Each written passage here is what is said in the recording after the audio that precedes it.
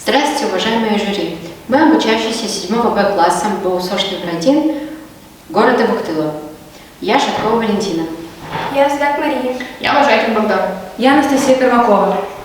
Мы читаем отрывок из произведения Тараса Бульба Николая Васильевича Гоголя. Two candles burned in the room and a lamp glowed before the images. Beneath the lamp stood a tall table with steps to lay upon during prayer, after the Catholic fashion. No, I have no power to thank you, noble sir. She said, his silvery voice all in a tremble. God alone can reward you, not I, a weak woman. At that moment the doctor entered the room. But my mother, who took her son, She is asleep. and my father, I carried him some. He said that he would come to send the young lord in person. She took the bread and traced it to her mouth. With the light and G, what he break it with her shining fingers and eat it. But all at once he recalled the madness with hunger, who had expired before his eyes on swallowing a morsel of bread. He turned bald-eyed, seizing her hand, cried, Enough, eat no more. You have not eaten for so long that too much bread will be poisoned to an hour. My queen! exclaimed Andrei, his heart and soul filled with emotion. What do you need? What do you wish? Command me. Impose on me the most impossible task in all the world.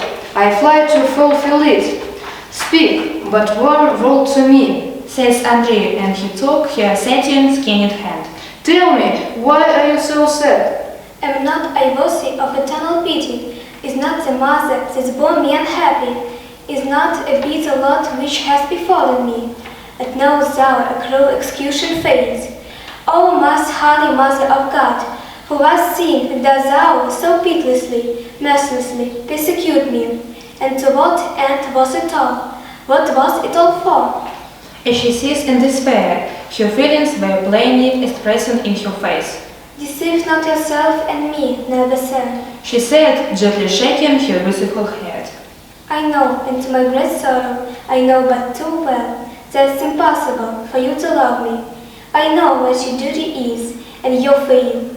Your father calls you, your comrades, your country, and we are your enemies. And what are my father, my comrades, my country to me? Says Andrei with a quick movement of his head and straightening up his figure like a poplar beside the river. My country is the one I was so long for, the one which is dearest of all to us. My country is you.